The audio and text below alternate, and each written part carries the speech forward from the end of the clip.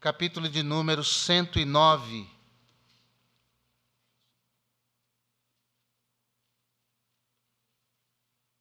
Como Deus lida com os nossos problemas. Salmos 109, verso 26.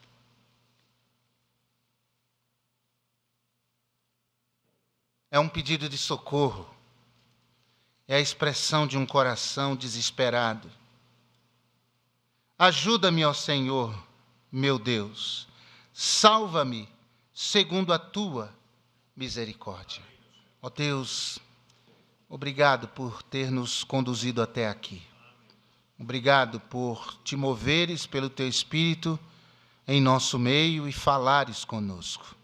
E nos conduzir, meu Deus, em pensamentos, palavras e ações.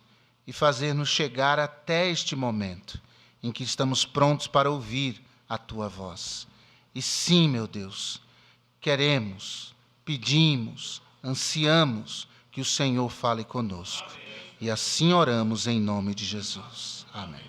Podem sentar, irmãos. Ninguém aqui precisa aprender o fato de que a vida ela é cheia de dificuldades. A vida é cheia de problemas. Isso é lugar comum.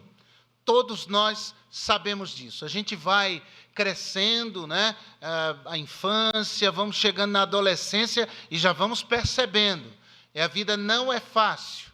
E a vida é repleta de surpresas difíceis, de situações complexas, que aquilo que nós achávamos ser tão simples, na verdade, é muito complicado. O tempo vai passando e a gente vai ficando escolado nisso. A gente logo percebe isso e passamos a não só perceber, mas também experimentar a dureza da vida, as dificuldades da vida. Há coisas boas na vida. Graças a Deus. Mas também há muitas coisas ruins. E os problemas são democráticos, irmãos. Problemas atingem ricos e pobres, sábios e ignorantes. Os problemas atingem crentes e não crentes. Os problemas atingem gente obediente e gente desobediente. Essa é uma realidade. E se você é gente, se você é ser humano, você também passa por problemas. Nós somos todos membros da grande família humana e todos nós provamos dessas adversidades e dessas contrariedades. Jesus muito bem exemplificou isso quando falou a respeito do homem que edificou a sua casa sobre a rocha e outro que edificou a sua casa sobre a areia. E ambos ficaram expostos a uma grande tempestade. E isso é uma realidade. Os problemas existem para todo mundo. Ninguém pode se colocar numa bolha, ninguém pode se considerar invulnerável, ninguém pode dizer, isso acontece com os outros, comigo jamais. Não, todos nós, se você é gente, se você está vivo, se você vive esse mundo, pisa o mesmo chão que eu piso, você sabe do que eu estou falando. A nossa alegria e consolo é saber que, embora nós estejamos expostos a problemas e nós passemos por situações problemáticas, Deus está conosco. Isso é uma bênção. Deus está conosco. Essa presença é consoladora, essa presença é animadora, essa presença é fortalecedora e essa presença é ajudadora. Mas, há anos atrás, eu li um livro do autor Philip Yancey chamado Decepcionado com Deus. Um livro muito interessante. Eu acho que é um livro que todo crente devia ler. E esse livro trabalha em cima de 3 perguntas que ninguém ousa fazer a Deus. E lida com exatamente os problemas da vida. E por que há situações que nós sofremos. Por que é que coisas ruins acontecem a pessoas boas? Isso é uma pergunta que se faz recorrentemente, como se todos fossem bons. A Bíblia diz que todos nós somos pecadores. Não tem ninguém bom. Só Deus é bom. Só Deus é bom. Ninguém mais é bom. Mas esse dilema do mal, porque o mal nos atinge, ganha o coração de muita gente. E muita gente vive honestamente preocupada e honestamente se pergunta aos outros, e em alguns rompantes de ousadia, pergunta a Deus: por que o Senhor está calado? Por que o Senhor não se manifesta? Às vezes pessoas espremidas pela dor, elas acabam no desespero falando com Deus: Senhor, eu estou me sentindo só. Por que isso está acontecendo comigo? Por que isso acometeu a minha casa? Por que essa situação não foi embora ainda? Por que isso ainda persiste na minha história? Então, hoje à noite, eu quero responder a você como é que Deus lida com o nosso sofrimento. Como é que Deus age em relação aos nossos problemas? Como é que Deus vê as nossas adversidades? Como Deus lida com as nossas dores? Em primeiro lugar, eu quero afirmar que Deus lida com os nossos problemas com sabedoria. Sabedoria, muitas vezes, é o que nos falta. E alguns problemas são criados por nós mesmos, porque nos falta sabedoria. Sabedoria é o que nos falta quando estamos enfrentando problemas que nós não criamos. E que se nós não tivermos cuidado e nós não vigiarmos, nós podemos piorar uma situação que já é ruim. Mas o nosso Deus é um Deus que é todo sabedoria. A sabedoria tem nome, e é o nome do nosso Senhor, do nosso Deus e Pai de nosso Senhor Jesus Cristo. A sabedoria de Deus é perfeita. E diante dos problemas, você pode contar com Deus sábio ao seu favor. Daniel capítulo 2, verso 20, são palavras de Daniel.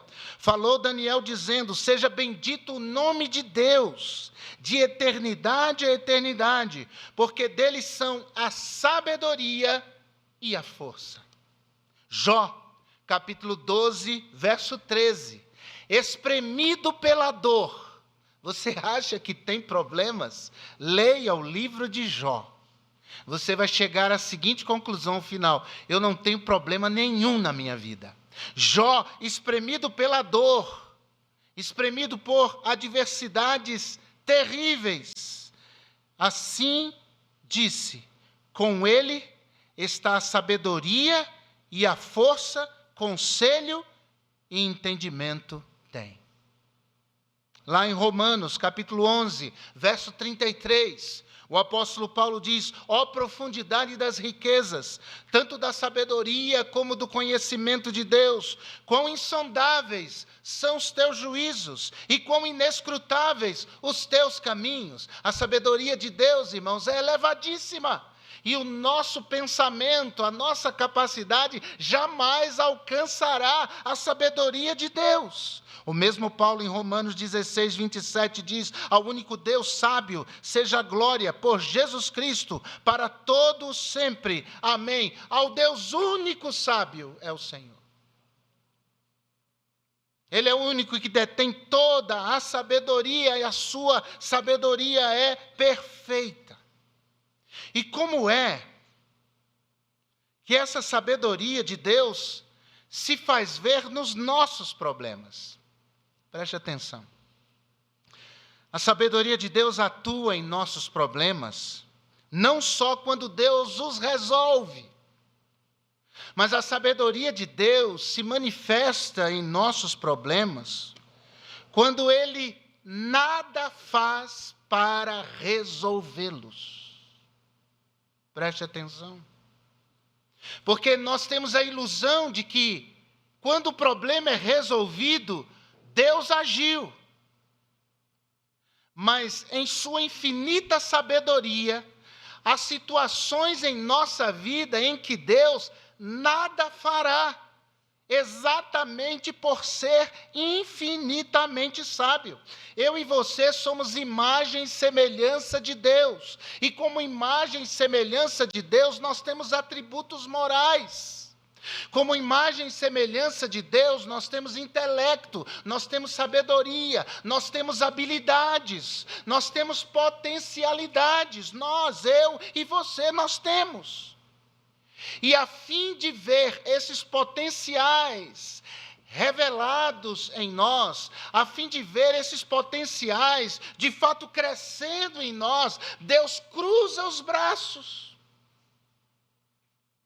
para que essas habilidades se manifestem em nós. Nós até nos surpreendamos pensando assim: meu Deus, eu não imaginava que eu pudesse fazer isso. Eu não imaginava que eu pudesse resolver aquela situação. Eu não imaginava que eu tivesse sabedoria para falar e tratar daquela situação.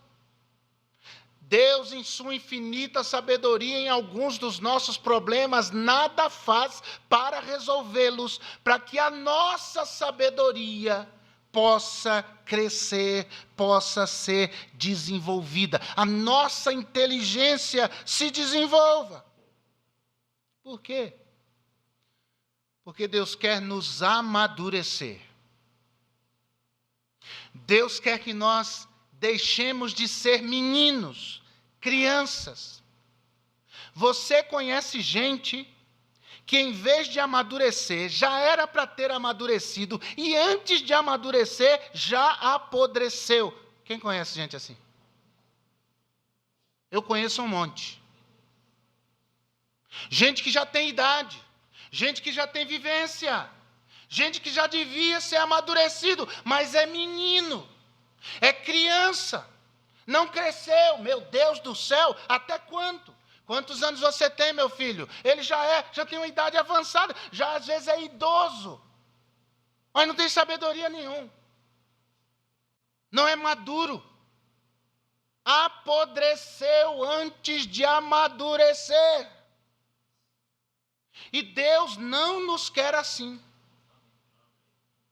Então, a fim de despertar em nós esse potencial de inteligência, de capacidade, o Senhor Deus cruza os braços e diz: sabe quem vai resolver isso?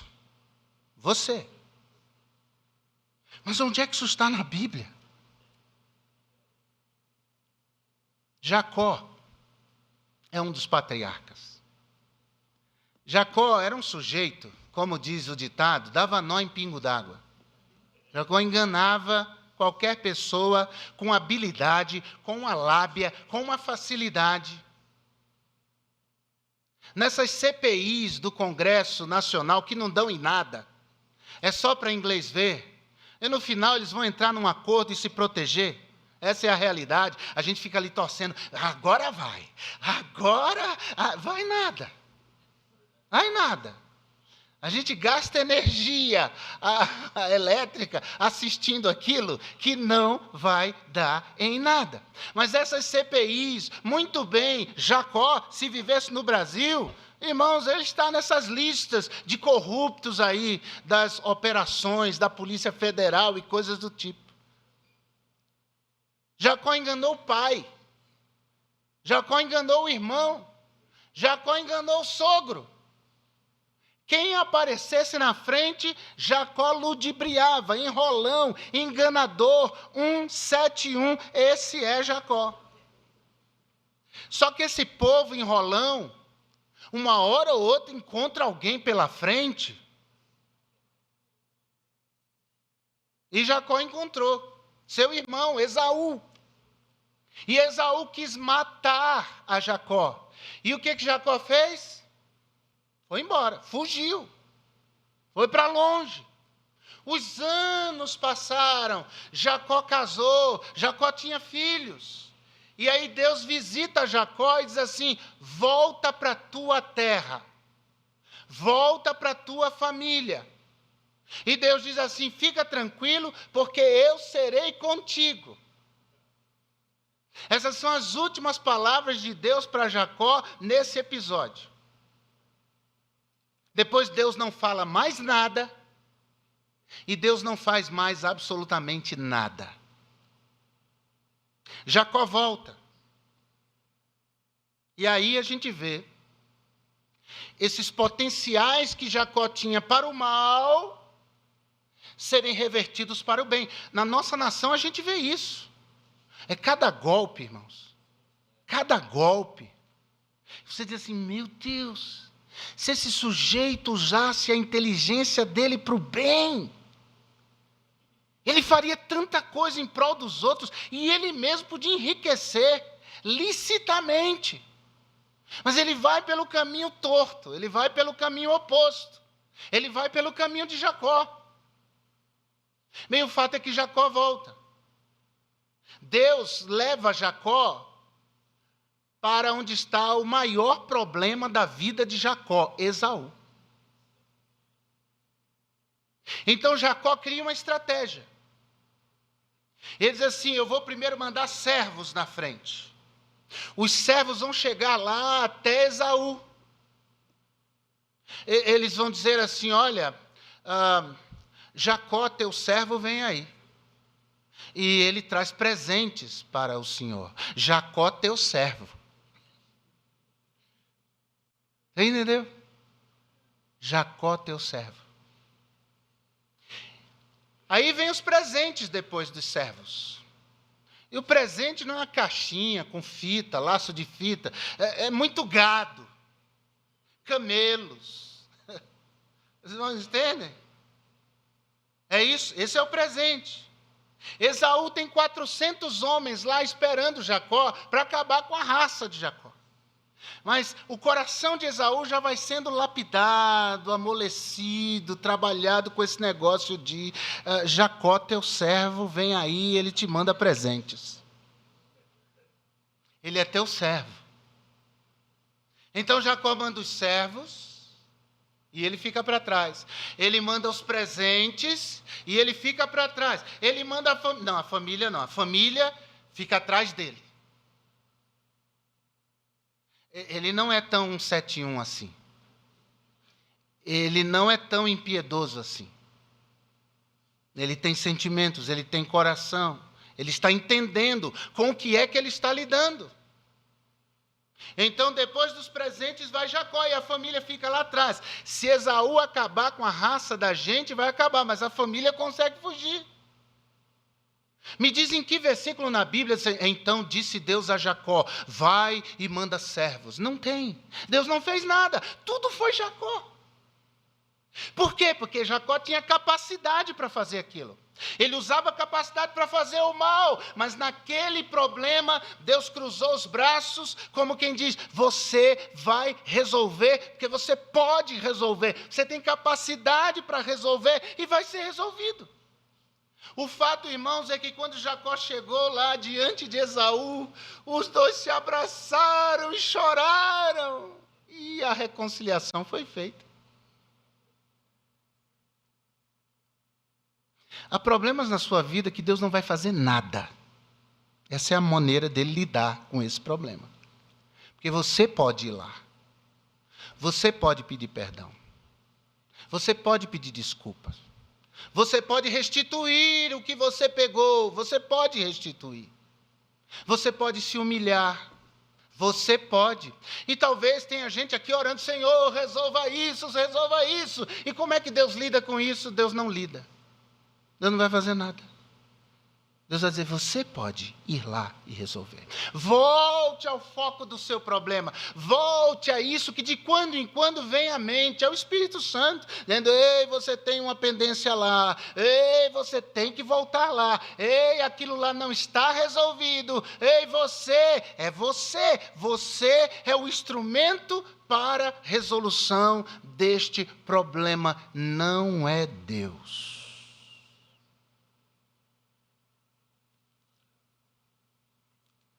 Segundo, como é que Deus lida com os nossos problemas?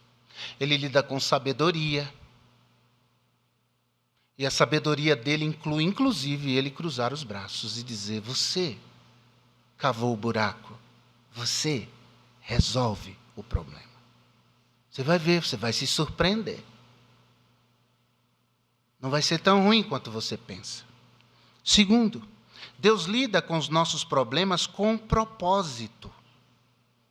Com propósito. Ou seja, Deus lida com os nossos problemas, não só às vezes não fazendo nada.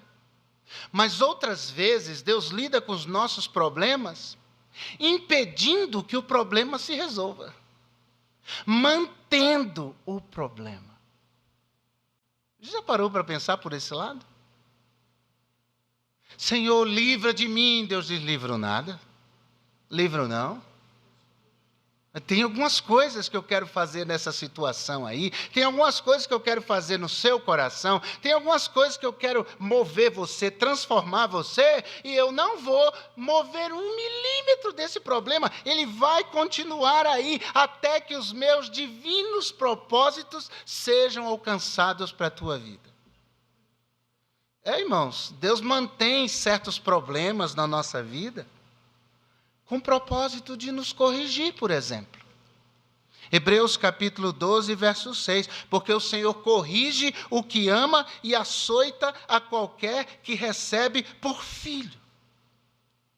Ou seja, Deus mantém o problema muitas vezes para nos quebrantar. Nós estamos muito orgulhosos, donos de si, cheios de si. E aí vem essas situações que vêm para ficar. E você faz jejum, oração, você pede oração, vira o crente 6 horas, conhece o crente 6 horas? 6 horas para mim, 6 horas por mim, 6 horas por mim, 6 horas por mim, o crente 6 horas, o pessoal vai orar, e Deus vai dizer assim, não, porque ainda não aprendeu, não, porque ainda não se quebrantou, não, porque ainda não está vivendo uma vida santa, como eu quero que ele viva. Ele ainda está perto do pecado, ele ainda está mergulhado lá, não vai sair, enquanto ele não se mantiver longe do pecado. E por que Deus faz isso? Deus faz isso porque ele nos ama, graças a Deus. Porque ele nos ama. Então ele mantém certos problemas em nossas vidas para trabalhar. E eu não sei o que é que Deus está trabalhando na sua vida, eu sei da minha. Da minha eu sei. Tem fases da minha vida que é como se Deus me pusesse numa bigorna. Sabe o que é a bigorna? Os ferreiros usam. Pega aquele ferro quente, põe na bigorna e pá, pá. Quantas fases da minha vida Deus me pôs lá e pá, batendo, batendo, batendo. Até que a gente aprenda. Até que a gente faça o que Deus diz que devemos fazer. Salmo 119, verso 71. Foi-me bom ter sido afligido. Foi bom ter sofrido. Foi bom ter passado por esse problema. Foi bom para que aprendesse os teus estatutos. As adversidades, irmãos, são grandes professoras. E você vai convir comigo, há lições que nós só aprendemos com a dor.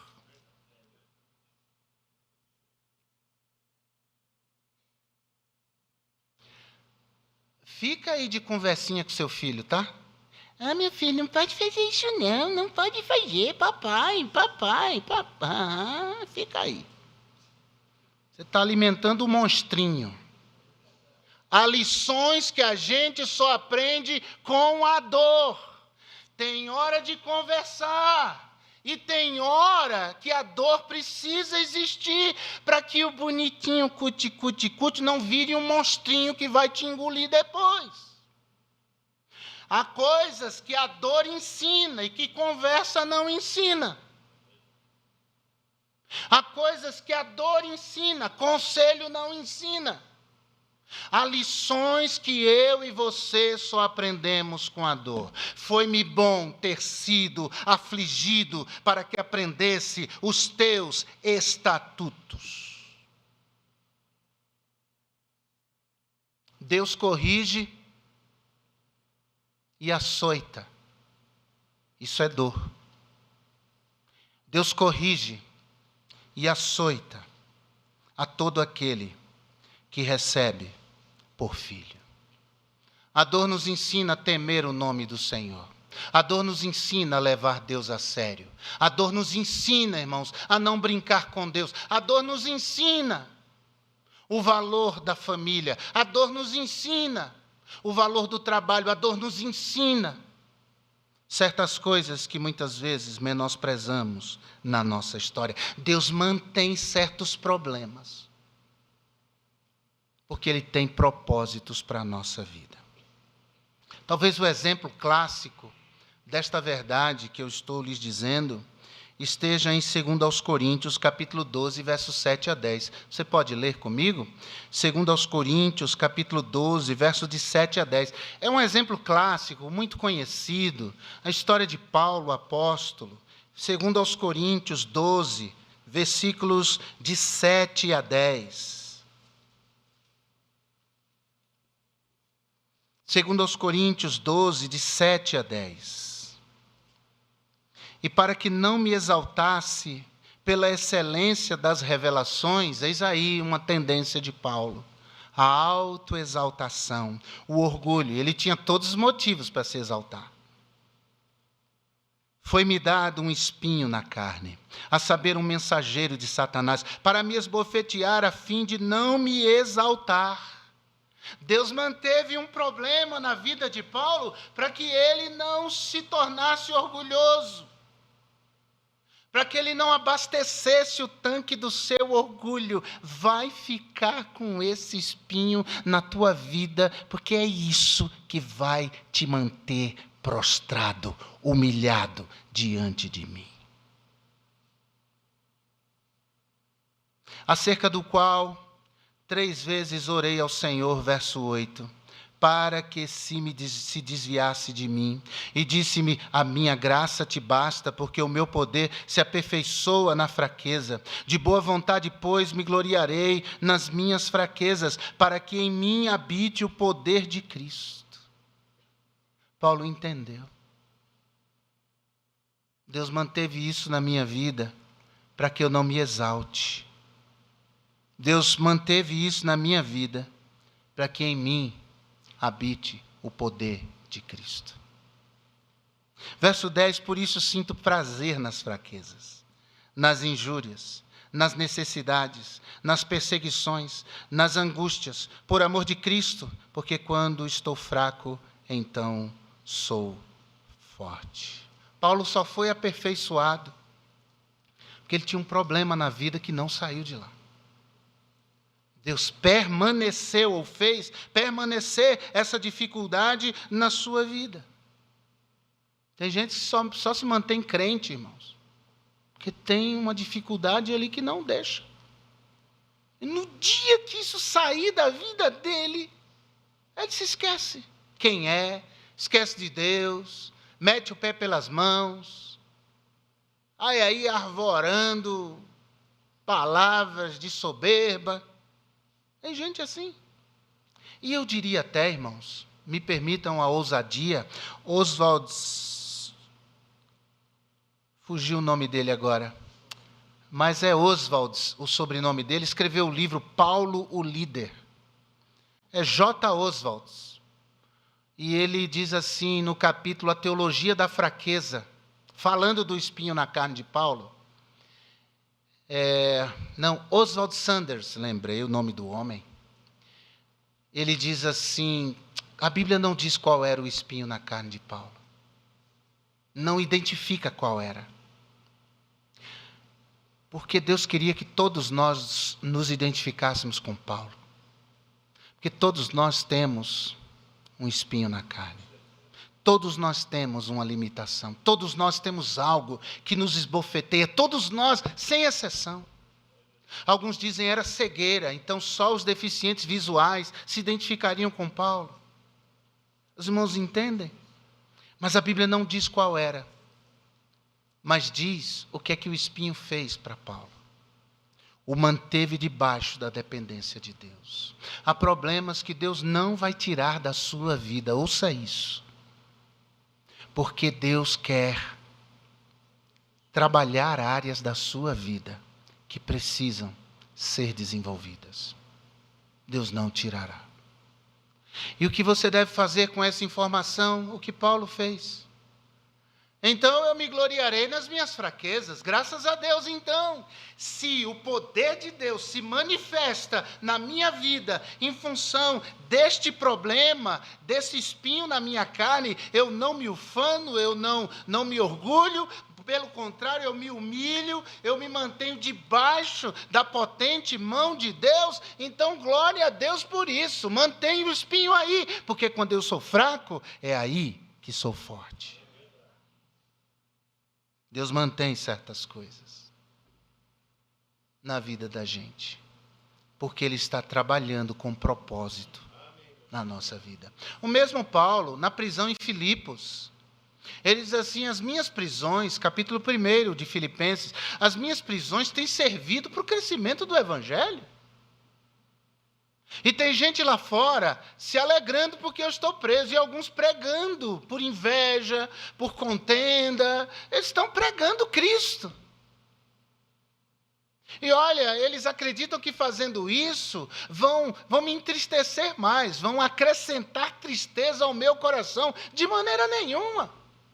Eu estou feliz, porque o Evangelho está se expandindo lá fora, enquanto eu estou aqui preso. Que bom! Se é pelas minhas prisões que o Evangelho vai se expandir, vai mais longe, glória seja dada ao Senhor. Eu me mantenho preso, Deus não me livrou daqui. Mas o nome de Cristo está sendo anunciado. E no final, verso 18 do capítulo 1, ele diz assim: nisto me regozijo e me regozijarei ainda. Há problemas na sua vida em que Deus não vai mover uma palha, porque Deus quer desenvolver em você potenciais que você tem, talvez estejam sendo usados para outra coisa. Mas Deus, através do problema, vai te fazer ver, enxergar, ensinar coisas que você nem sabia que você podia fazer, e Ele vai te abençoar. E há problemas na sua vida que Deus não vai tirar, porque Ele tem um propósito sublime para trabalhar a sua e a minha vida, áreas da nossa vida que só serão desenvolvidas por meio da dor. Mas deixa eu encerrar. Deus lida com os nossos problemas, não só com estratégia, ou melhor, não só com propósito, e não só com o objetivo de manifestar sua sabedoria para desenvolver a nossa vida, mas Deus também lida com os nossos problemas com estratégia, e estrategicamente. E a que estratégias eu estou me referindo? É que Deus não nos deixa no problema lá e diz tchau, boa sorte. Deus nos dá estratégias para administrar. Aliás, deixa eu reformular. Deus nos dá estratégias para evitar problemas, porque muitos problemas podem ser evitados. Por isso o salmista orou: põe guardas na minha boca, Senhor. É uma oração que a gente tem que fazer com frequência. Põe guardas na minha boca, Senhor. Põe lá, tropa de elite celestial na minha boca. Fica quieto, cala a boca, não fala. Conta até 1000. Muitos problemas são criados porque a gente fala o que pensa. Põe guardas na minha boca, Senhor. Os meus, de 4 em 4 horas, os guardas têm que mudar, porque eles não aguentam, eles cansam. É o turno de 4 horas. Deus nos dá estratégias.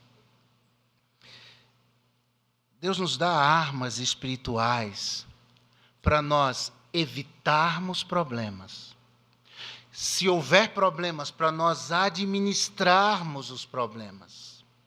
E para nós resolvermos problemas. Deus nos dá armas.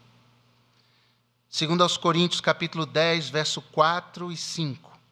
Porque as armas da nossa milícia, segundo aos Coríntios 10, 4 e 5, as armas da nossa milícia não são carnais, e sim poderosas em Deus para a destruição das fortalezas, destruindo argumentos e toda altivez que se levanta contra o conhecimento de Deus, e levando cativo todo o entendimento à obediência de Cristo. Que armas espirituais são essas que Deus nos dá? diante dos problemas. Primeira arma é a arma da oração. Sim, a oração. A oração, irmãos, é negligenciada a tal ponto de a gente dizer assim para alguém que está com problema: desculpa, eu não posso fazer nada, eu só posso orar. Como se orar fosse uma coisa banal. Orar é a primeira coisa que a gente faz. É a coisa mais importante que nós fazemos, é orar. Mateus 21, 22, Jesus disse: tudo quanto pedirdes em oração, crendo, recebereis. Oração. Oração. Há crentes que oram muito. Oram muito. Há crentes que oram pouco. Oram na hora de café da manhã, almoço e jantar, eles oram. Sabe assim? Às vezes tem um lanchinho, tem alguém junto, aí com vergonha, ele diz assim: eu tenho que orar, né? Senão já comia. Ele ora nesses momentos, ora na igreja. Eu peço ao irmão fulano que faça uma oração. Às vezes o camarada diz: puxa, como é que ora mesmo? Porque ele ora um pouco. E há crentes que não oram nada. Eles passam a semana toda sem falar com o Pai Celestial deles. Agora, olha o exemplo de Jesus, Marcos 1,35. Marcos 1,35. Marcos 1,35. E levantando-se de manhã, muito cedo, fazendo ainda escuro, saiu e foi para um lugar deserto e ali orava. Esse é Jesus, o nosso exemplo. Lucas 6, verso 12. Lucas 6, verso 12. Lucas 6, 12 diz: e aconteceu que naqueles dias saiu ao monte a orar, Lucas 6, 12, e passou a noite em oração a Deus. Qual foi a última vez que você passou a noite toda orando?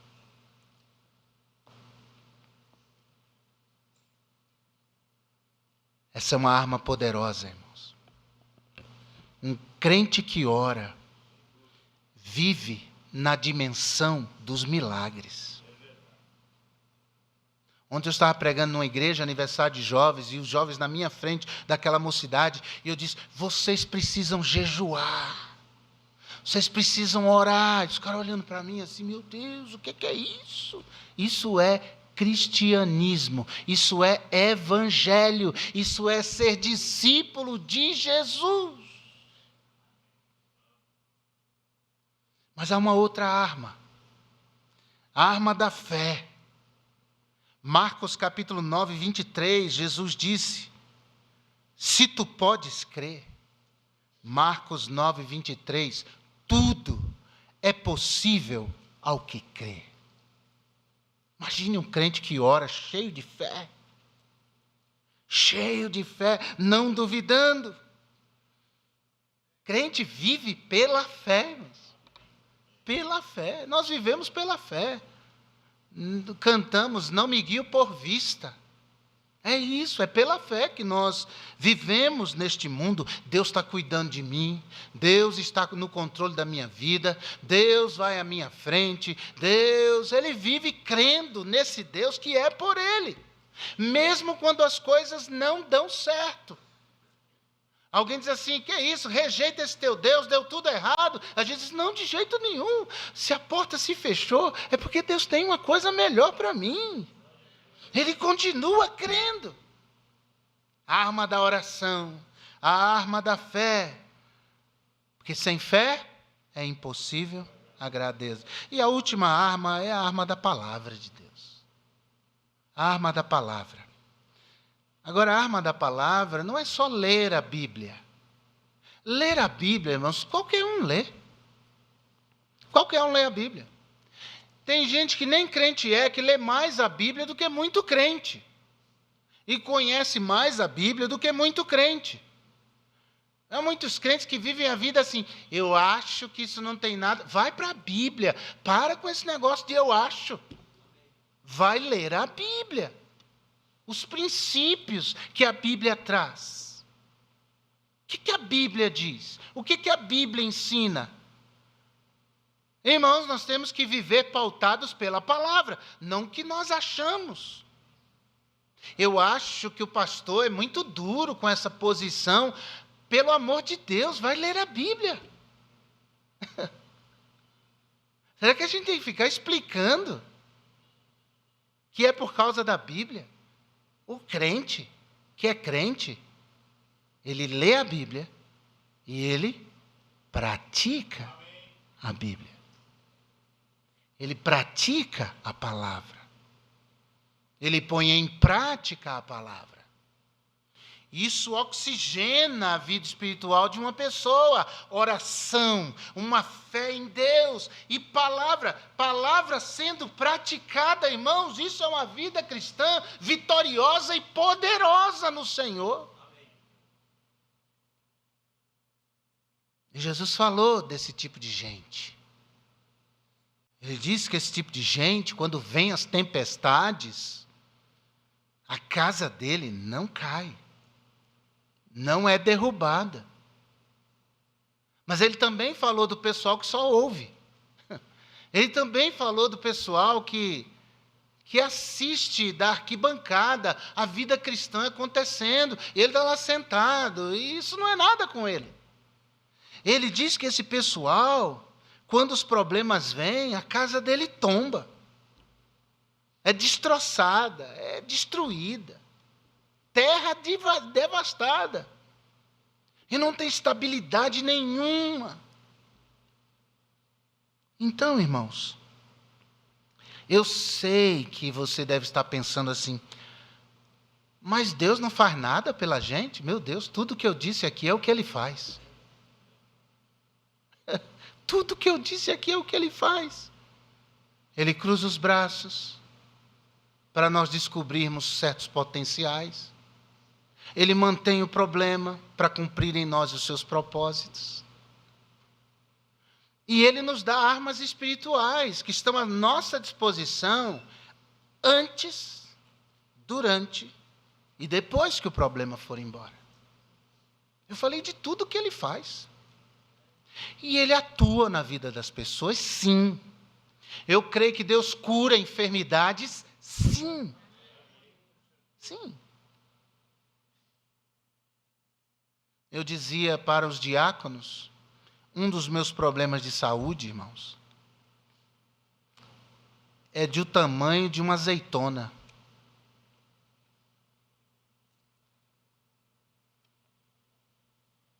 E sumiu a azeitona. Eu não sei o que é que o médico vai falar. Eu vou pegar os exames, vou dizer, te vira agora para explicar isso. Estava lá e não está mais. Eu creio que Deus intervém na vida das pessoas.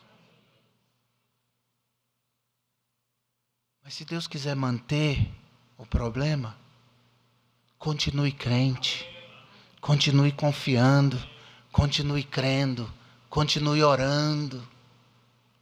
Se você não vir ação nenhuma de Deus, talvez Deus cruzou os braços e disse, vai lá no problema, volta lá, vai lá e resolve isso. Você tem capacidade. É algo que eu não preciso me meter. Você resolve. Eu sei que você pode. É só pedir perdão que resolve tudo. Por exemplo, vai lá. Deus vai te abençoar. Deus vai te dar essas condições. Você tem as armas espirituais, poderosas em Deus. Use as armas e confie no Senhor e no seu modo de lidar com os nossos problemas. Você pode orar comigo? Não vou perguntar, tem alguém aqui com problema? Todos nós. Mas se você entendeu o que Deus falou com você nessa noite, e você quer ser lembrado em oração, você precisa da graça de Deus, você precisa do poder de Deus, você precisa das forças do alto, você precisa de coragem para tratar problemas que você pode tratar, você sabe que pode.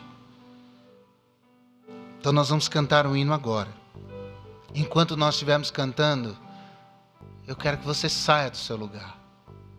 Você venha à frente. Eu quero orar por você. Eu quero orar por você. Vamos ficar em pé? Ó Deus, abençoa-nos neste momento. Esse é o momento da entrega, esse é o momento da rendição. Esse é o momento em que dizemos: eu entendi, Senhor. Eu entendi. Eu corro agora para o teu trono da graça, para receber graça do Senhor. Eu peço, meu Deus, que tua palavra atraia o teu povo para o teu altar. Eu tenho certeza que ficou tudo muito claro aqui. O Senhor trabalha para aquele que em ti espera. E o Senhor quer operar no nosso meio. E ajuda-nos nesse momento enquanto cantamos. Em nome de Jesus. Amém. Você precisa de oração?